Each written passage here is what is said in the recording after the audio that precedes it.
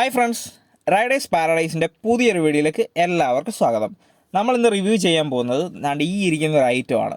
ബജാജിൻ്റെ Dominar 400 ഓട്ടോലോഗിൻ്റെ modifications ചെയ്ത ഒരു Dominar 400 review ആണ് നമ്മളിന്ന് ചെയ്യാൻ പോകുന്നത്. ഇത് നമുക്ക് ഫ്രണ്ട് കാണുമ്പോൾ തന്നെ അറിയാം, നമ്മുടെ ഓട്ടോലോഗ് ഡിസൈൻസിൻ്റെ ഫ്രണ്ടിലത്തെ അഡ്വഞ്ചർ കിറ്റ് എന്ന് പറഞ്ഞ് ഡൊമിനാറിന് വരുന്ന ഒരു കിറ്റ് നമ്മൾ ഇതിനകത്ത് ചെയ്തിട്ടുണ്ട്. പിന്നെ കുറേ ഏറെ മോഡിഫിക്കേഷൻസും കാര്യങ്ങളും എല്ലാം ഈ വണ്ടിയിൽ ചെയ്തിട്ടുണ്ട്. അപ്പോൾ അത് എന്തൊക്കെയാണെന്ന് നമുക്ക് നോക്കാം.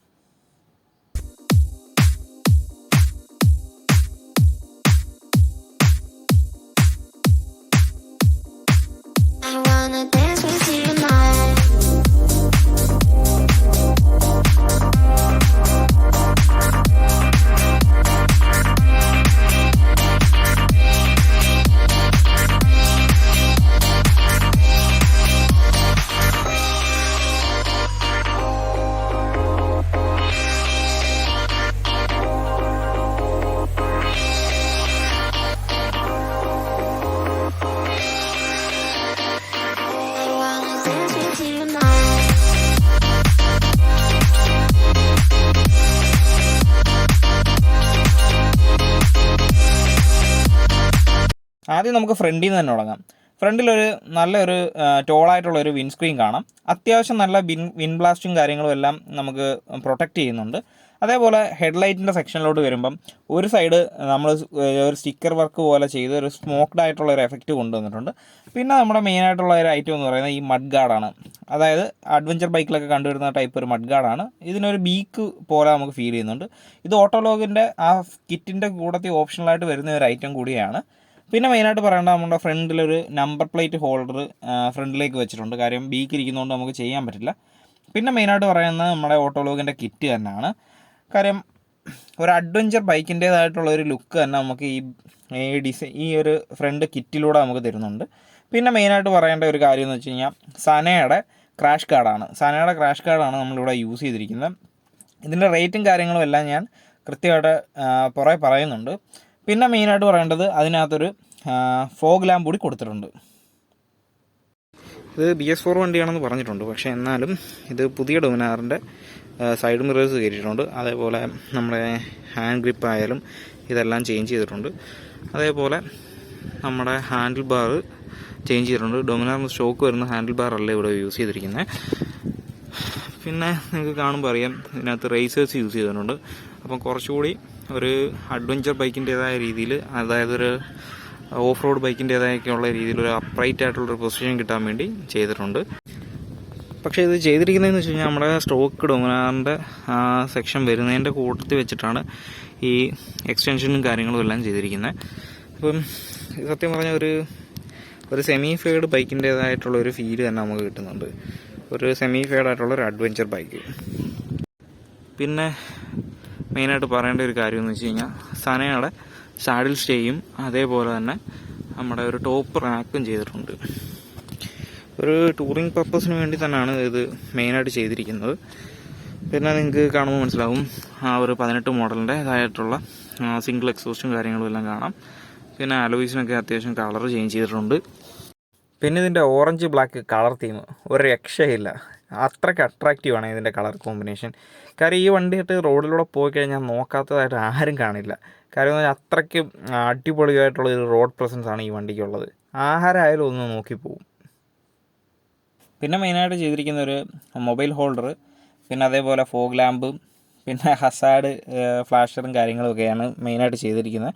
അപ്പോൾ ഇത്രയൊക്കെയാണ് ഇതിനകത്ത് ചെയ്തിരിക്കുന്ന പ്രധാന മോഡിഫിക്കേഷനും കാര്യങ്ങളും. അപ്പോൾ ഇനി നമുക്ക് ജസ്റ്റ് വണ്ടി ഓടിച്ച് നോക്കിയിട്ട് ബാക്കി കാര്യം പറയാം. നമ്മൾ ആ കയറി ഇരുന്നപ്പോൾ തന്നെ ആ ഒരു ഫീല് ഒരു രക്ഷയില്ല കേട്ടോ.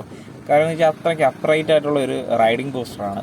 നമ്മളങ്ങോട്ട് കയറി ഇരുന്ന് വണ്ടി ഓടിക്കുമ്പോൾ തന്നെ ആ ഒരു റിലാക്സ്ഡ് ഫീലും കാര്യങ്ങളും എല്ലാം നമുക്ക് കിട്ടുന്നുണ്ട്. കാര്യം ഞാൻ ഓൾറെഡി പറഞ്ഞു കഴിഞ്ഞല്ലോ, ഇതിൻ്റെ ഹാൻഡ് ബാർ ചേഞ്ച് ചെയ്തിട്ടുണ്ട്. അതേപോലെ റേസേഴ്സ് യൂസ് ചെയ്തിട്ടുണ്ട്. അതുകൊണ്ട് തന്നെ നല്ലൊരു കമാൻഡിങ് ആയിട്ടുള്ളൊരു പൊസിഷൻ എന്ന് വേണമെങ്കിൽ തന്നെ പറയേണ്ടിയിരിക്കുന്നു. കാരണം എന്ന് വെച്ചാൽ അത്രയ്ക്ക് റിലാക്സ്ഡ് ആയിട്ടുള്ള ഭയങ്കര കാം ഫീൽ കിട്ടുന്ന രീതിയിലുള്ളൊരു റൈഡിങ് പോസ്റ്ററാണ്. നമുക്ക് എത്ര ദൂരയാത്ര പോയാലും യാതൊരു വിധമായ ബുദ്ധിമുട്ടോ കാര്യങ്ങളോ ഒന്നും ഉണ്ടാവുമെന്ന് എനിക്ക് തോന്നുന്നില്ല. കാര്യം എന്ന് വെച്ചാൽ അത്രയ്ക്ക് ഒരു അപ്രൈറ്റ് പൊസിഷൻ തന്നെയാണ്. അതേപോലെ തന്നെ ഏറ്റവും വലിയ പ്രത്യേകത എന്ന് വെച്ചാൽ നമ്മുടെ നടുവിൻ്റെ കാര്യമൊക്കെ ആണെങ്കിൽ ഒരു സ്ട്രെയിറ്റ് ലൈനിൽ തന്നെയാണ് ഇരിക്കുന്നത്. അതായത് നമ്മൾ വളഞ്ഞു കുത്തിയിരിക്കാതെ കറക്റ്റ് സ്ട്രെയിറ്റ് ലൈനിൽ തന്നെ ഇരിക്കുന്നത്. അതുകൊണ്ട് തന്നെ ബാക്ക് പെയിനോ കാര്യങ്ങളോ ഒന്നും തന്നെ ഉണ്ടാവില്ല. പിന്നെ ഇത് ഇങ്ങനെ ഓടിക്കുമ്പോൾ കിട്ടുന്ന ഒരു ഫീല്, അതൊരു വേറൊരു ഫീല് തന്നെയാണ്. കാര്യം എന്ന് വെച്ച് കഴിഞ്ഞാൽ എന്താണ് കറക്റ്റ് ഒരു ഡോമിനാർ ഓടിക്കുകയാണെന്ന് നമുക്ക് തോന്നില്ല. ഏതോ ഒരു അഡ്വഞ്ചർ അല്ലെങ്കിൽ ഒരു ഓഫ് റോഡ് ബൈക്ക് ഓടിക്കുന്ന അതേ ഒരു ഫീല് തന്നെയാണ്. കാര്യം അത്യാവശ്യം ഇതിൻ്റെ ആ ഒരു അഡ്വഞ്ചർ കിറ്റ് എന്ന് പറയുന്നത് തന്നെ ഒരു സെമി ഫെയ്ഡ് ഫീല് തന്നെയാണ് നമുക്ക് ബൈക്കിന് കിട്ടുന്നത്. ഒരു സെമി ഫെയ്ഡ് ബൈക്ക് ഓടിക്കുന്ന കണക്കുള്ള ഒരു ഫീല് തന്നെയാണ് നമുക്ക് കിട്ടുന്നത്. കാരണം എന്ന് വെച്ചാൽ ഡോമിനാറിൻ്റെ കാര്യം എല്ലാവർക്കും അറിയാം. കാര്യം അതൊരു നേക്കഡ് ബൈക്കാണ്. പക്ഷേ അതിൻ്റെ ഹാൻഡ്ലിങ് ഇപ്പം ഹാൻഡ് തിരിച്ചു കഴിഞ്ഞാൽ തന്നെ നമ്മുടെ ഹെഡ്ലൈറ്റും അതിൻ്റെ ഫ്രണ്ട് സെറ്റെല്ലാം കൂടി നമ്മുടെ ഹാൻഡ് ബാറിനോടൊപ്പം തന്നെ ടേൺ ചെയ്യും. എന്നാൽ ഇപ്പം ഇതിൻ്റെ കാര്യമൊക്കെ എടുത്തു കഴിഞ്ഞാൽ നമ്മുടെ സെമി ഫെയ്ഡ് ബൈക്കിൻ്റെ കണക്കാണ്. കാര്യം എന്ന് വെച്ചാൽ ഇതിൻ്റെ ഇപ്പോഴേ ഇരിക്കുന്ന ഹെഡ്ലൈറ്റും സെറ്റും ഒന്നും ഇതിൻ്റെ ഹാൻഡിൽ തിരിക്കുന്നതിൻ്റെ കൂടെ ചേഞ്ച് ആവത്തില്ല. കാര്യം എന്ന് വെച്ചാൽ ഒരു ഫുള്ളി ഫെയ്ഡ് അല്ലെങ്കിൽ ഒരു സെമി ഫെയ്ഡ് ബൈക്കിൻ്റെ എങ്ങനെയാണോ അതേ ഒരു രീതി തന്നെയാണ് ഇപ്പോൾ അതിൻ്റെ ഫെയറിങ്ങും കാര്യങ്ങളും, അതായത് ഈ അഡ്വഞ്ചർ കിറ്റും കാര്യങ്ങളും എല്ലാം ചെയ്തിരിക്കുന്നത്. പിന്നെ നമ്മുടെ സസ്പെൻഷൻ്റെ സൈഡിലോ കാര്യങ്ങളിലോ ഒന്നും മോഡിഫിക്കേഷനും കാര്യങ്ങളും ഒന്നും ചെയ്തിട്ടില്ല. അപ്പോൾ ഇത്രയൊക്കെയാണ് ഇതിനകത്ത് പറയത്തക്ക രീതിയിലുള്ള നമ്മുടെ മെയിൻ മോഡിഫിക്കേഷനും കാര്യങ്ങളും. അപ്പോൾ ഇനി നമുക്ക് കറക്റ്റ് ഇതിൻ്റെ ഓണറായിട്ടുള്ള ആനന്ദിൻ്റെ അടുത്ത് തന്നെ ബാക്കി ഡീറ്റെയിൽസും കാര്യങ്ങളും എല്ലാം ചോദിക്കാം. അപ്പോൾ ഇതിനകത്ത് മെയിനായിട്ട് എന്തൊക്കെയാണ് ചെയ്തിട്ടുള്ളത്? ഇത് മെയിനായിട്ട് ഓട്ടോലോഗിൻ്റെ കിറ്റാണ് ചെയ്തിട്ടുള്ളത്. ഈ സൈഡ് പോർഷൻ വരുന്ന കിറ്റ്, പിന്നെ വൈസർ, ഫ്രണ്ട് വരുന്ന ഫെൻഡർ, ഇത്രയും കാര്യങ്ങളാണ് മെയിനായിട്ട് ചെയ്തിരിക്കുന്നത്. ഇത് നമ്മൾ എവിടെ കൊടുത്താണ് ചെയ്തത്?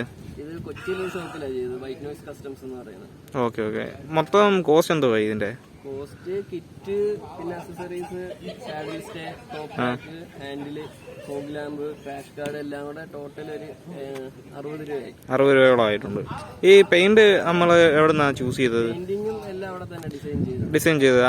ഈ സ്റ്റോക്ക് ടാങ്കും എല്ലാം അവിടെ തന്നെയാണ് പെയിന്റ് ചെയ്തത്? ഡിസൈൻ ചെയ്ത് എല്ലാം ചെയ്തത് അവിടെ തന്നെ അല്ലേ? അലോയ്സ് ചെയ്തിട്ടുണ്ട്, പെയിന്റ് ചെയ്തിട്ടുണ്ട്. അലോയ്സിനൊരു 10 ഇൻഡ് കൊടുത്തിട്ടുണ്ട് അല്ലേ? ഇത് ഏത് കളറാണ്? ഒരു ഗ്രേ കളർ പോലെ തോന്നുന്നുണ്ടല്ലേ?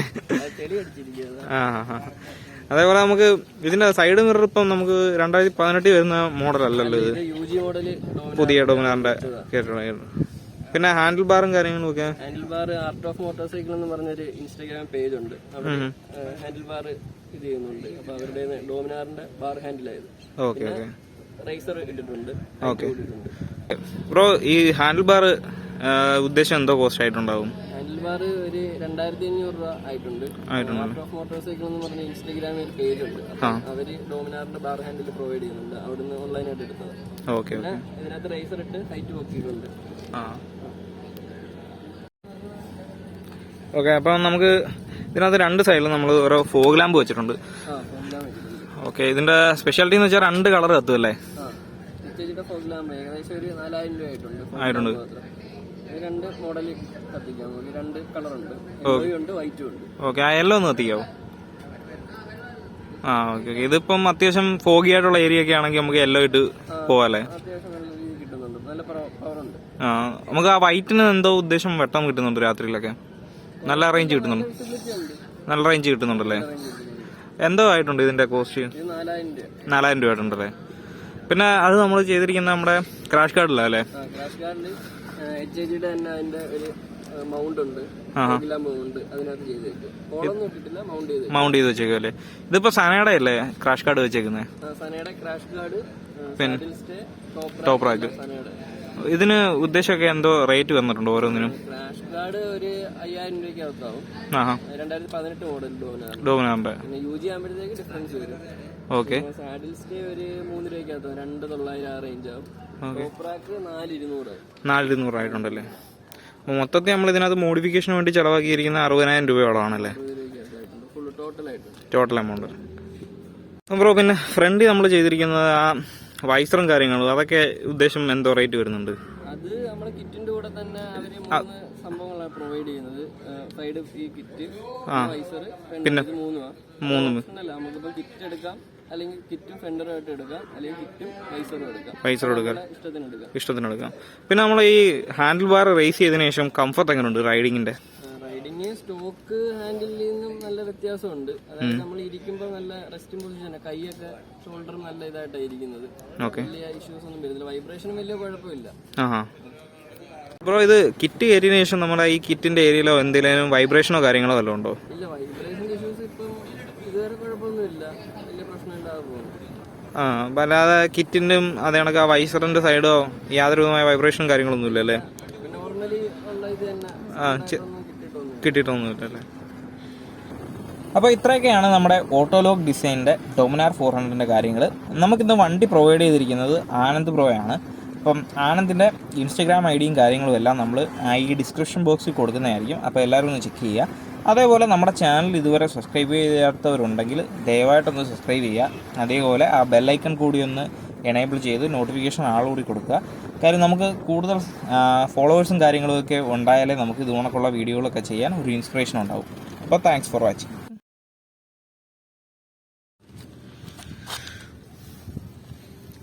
രണ്ട് സ്വിച്ച് ഉണ്ടല്ലേ? പൊളിയാക്കായിരുന്നു. ഇതിപ്പം യെല്ലോ കളറിൽ കത്തിയിട്ടുണ്ട്.